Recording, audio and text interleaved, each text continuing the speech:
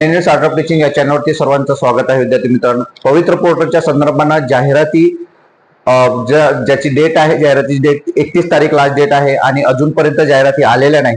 या संदर्भातील जे अपडेट आहे ते अपडेट आपल्या समोर सांगतो आहे. विद्यार्थी मित्रांनो, अजून एक विद्यार्थ्यांचा प्रश्न आहे की जागा कमी आल्या तर आमचं कसं होणार, त्यामुळे विद्यार्थ्यांना भीती वाटत आहे.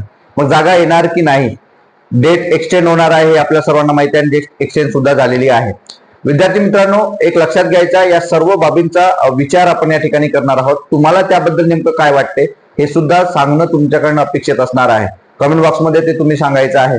विद्यार्थी मित्रांनो, एक लक्षात घ्यायचं आहे की आपल्या सर्वांना माहिती आहे की जागाच्या संदर्भात जे आस्थापनाला जो टॅब दिलेला होता तो 1 तारखेपासून ते 31 तारखेपर्यंत आपल्याला टॅब उपलब्ध होता त्यांच्याकरता, आणि त्यात आपल्याला जागा पाहायला मिळत आहे. तर स्थानिक स्वराज्य संस्थांच्या जागा मात्र त्या ठिकाणी कमी दिसत आहे, म्हणजे आल्याच नाही. एक्कम दुक्कम जागा आपल्याला त्या ठिकाणी दिसत आहे, म्हणजे कमीत कमी जागा दिसत आहे. परंतु ज्या खासगी संस्था आहेत त्यांच्या जागा सुद्धा आपल्याला पाहायला मिळत आहे. कालच मी व्हिडिओ बनवलेला होता ज्यामध्ये 59 आस्थापनांच्या जाहिराती आपण पाहिलेल्या आहेत, ज्या नांदेड जिल्ह्याच्या होत्या. परंतु त्या व्यतिरिक्त जागा नाही आहेत का? त्या व्यतिरिक्त जागा आहेत, परंतु शासनाने या ठिकाणी घाई केलेली आहे.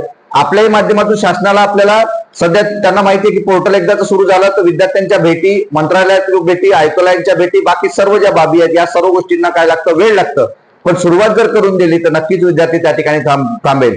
आणि जुना जर अनुभव आपण जर पाहिला तर 2017 मध्ये झालेले या सर्व गोष्टींची भरती जी आहे पवित्र पोर्टलची, त्याला 19 उजाडला, म्हणजे 2 वर्ष त्या भरतीला लागले होते. ती पवित्र पोर्टलच्या माध्यमातून पहिली भरती होती. टेक्निकल इश्यूज आणि बाकी सर्व गोष्टी त्यात आपण त्यात जवळ समजून घेऊ. परंतु 2022 मध्ये झालेली भरती सुद्धा तीच प्रतिक्रिया आणि त्याच गोष्टी आपल्याला पाहायला मिळाल्या, आणि 2025 मध्ये होणारी भरती सुद्धा आपल्याला तेच बाब आपल्याला आता दिसत आहे.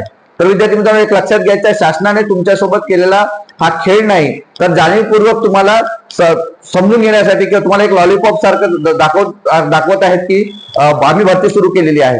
मग यामध्ये रोस्टर क्लिअर नाही आहे, संच मान्यता काही शाळांच्या तयार नाही आहेत. मग रोस्टर क्लिअर नाही आहे तर मग आधी त्यात जे काही समायोजनाची प्रक्रिया आहे तेही पूर्ण झालेली नाही आहे. पण घाई मात्र 1 महिन्याची आपल्याला देऊन किंवा आपल्यासाठी तयार केलेली आहे. मग विद्यार्थी मित्रांनो, आपणही घाई केलेली आहे, आपल्या सर्वांना माहिती आहे. भरती होणार आहे, आपण वारंवार पाठपुरावा करतो आहे. वारंवार आपण आपल्या नेते मंडळी जे काही आहेत, जे श्रेय घेणारे लोक आपल्याला दिसत आहेत, कारण आम्ही केलं, आम्ही असं केलं, आम्ही तसं केलं, सकाळी उठल्यापासून आपण निवेदन देत आहोत, असे सुद्धा आपल्याला दिखावा करणारी ही लोक आपल्याला त्या ठिकाणी दिसत आहेत. परंतु या भरती प्रक्रियेला जो काही वेळ लागणार आहे तो लागणारच आहे.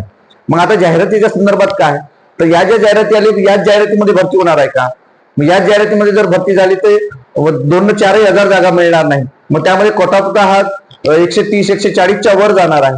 त्यामुळे विद्यार्थी पॅनिक झालेले आहे, घाबरलेले आहेत. विद्यार्थी मित्रांनो, घाबरू नका. एक लक्षात घ्यायचं आहे, शासनाला ही भरती करायची आहे, वेळ लागेल. परंतु या ज्या प्रक्रिया संपूर्ण झालेल्या आहेत, या संपूर्ण प्रक्रिया जेव्हापर्यंत क्लिअर होणार नाही त्यासाठी स्वतः तारीख पे तारीख किंवा डेट एक्सचेंज केल्या जाणार आहे. एकदा डेट एक्सचेंज नाही तर 2दा-3दाही डेट एक्सचेंज होऊ शकते. कारण स्थानिक स्वराज्य संस्था ज्या शासनाच्या शाळा आहेत, महानगरपालिका, नगरपालिका, जिल्हा परिषदेच्या शाळा आहेत, तर त्या शाळांच्या सुद्धा जाहिराती आस्थापनाच्या जाहिराती या पोर्टलला येणं अपेक्षित आहे, परंतु ते आलेलं नाही. मग ही भूमिका कोणाची? शासनाची. यात दोषी कोण? शासन. मग या शासनाने का दिलेला नाही? का त्यांच्या अधिकाऱ्यांना किंवा कर्मचाऱ्यांना या गोष्टी सांगितलेल्या नाहीत? त्यांना कसं ते अपडेट करायचं ते माहित नाही का? अपलोड करायचं ते माहित नाही का? ह्या सर्व ज्या बाबी आहेत या बाबी शासनाच्या दृष्टीनं आपल्यासाठी ज्या आहेत ते वेळखाऊ पद्धतीत आपल्याला समजून घ्यायचं आहे. म्हणून आपण सर्वांनी लक्षात घ्यायचं आहे की जागा येणार म्हणजे येणार, फक्त एवढंच की त्याला वेळ लागेल. तारीख पे तारीख येईल, डेट एक्सटेंड एकदा नाही 2दा होईल. कारण आपण जर शासनाच्या ज्या काही इतर ज्या गोष्टी पाहिल्यात, उदाहरणार्थ तुम्हाला सांगतो, सीईटी सेलच्या माध्यमातून बीएड जी परीक्षा घेतली जात असते, त्यामध्ये जेव्हा फॉर्म विद्यार्थ्यांना, जेवढे कॉलेजेस आहेत तेवढे विद्यार्थी जर त्यांना अर्ज प्रक्रियेमध्ये जर आलेले नाहीत तर शासनाने 2-2, 3-3दा सीईटी सेलच्या डेट जे आहे बीएड फॉर्म भरण्याची हे एक्सटेंड केलेलं आहे. इथे सुद्धा तसंच होणार आहे. शासन जाणीवपूर्वक ते वेळ वाढवून मिळणार आहे. आणि या संस्था ज्या असत्या खासगीत आहेत, परंतु शासनाच्या ज्या काही स्थानिक स्वराज्य संस्थांच्या शाळा आहेत त्यांच्याच अजून आस्थापनाला माहिती आलेली नाही किंवा जाहिराती आलेली नाही, तर आपलं कसं होणार? तर ते डोक्यातनं काढून टाकायचे. आपलं बरोबर होणार आहे, आपण आशावादी राहायचं आहे. आणि तुम्हाला चांगले मार्क्स आहेत, घाई करू नका. थोडा वेळ लागेल, परंतु लेट जायचं परंतु थेट जायचं, या दृष्टीनं विचार करायचा विद्यार्थी मित्रांनो. आणि जागा नक्कीच येणार आहे, घाबरू नका. कोणत्या कॅटेगरीचा विद्यार्थी असेल तरी घाबरण्याचं कोणतंही कारण नाही. जागा येईल म्हणजे येईल. आता 15 दिवस एक्सटेंड होतील तर पुन्हा 5 दिवस एक्सटेंड होईल. आणि आपल्याला माहित आहे आयुक्तालयाच्या माध्यमातून वारंवार पत्र काढली जात आहेत. अजून सुद्धा पत्र काढून त्यांच्या शिक्षणाधिकारी असतील, प्राथमिक असेल, माध्यमिक असेल, यांच्या VC घेऊन त्यांना ताकीद देणं किंवा त्यांना सूचना देणं हे काम आयुक्तालयाच्या माध्यमातून केलं जात आहे. हे सुद्धा समजून घ्यायचं आहे. अशा पद्धतीने आजचं अपडेट होतं. तुम्हाला या सर्व मी बोललेल्या बाबींबद्दल तुम्हाला नेमकं काय वाटते हे नक्की कमेंट बॉक्समध्ये कळवा आणि अशाच अपडेट करता माझ्या या चॅनलला मात्र सबस्क्राईब करा. धन्यवाद.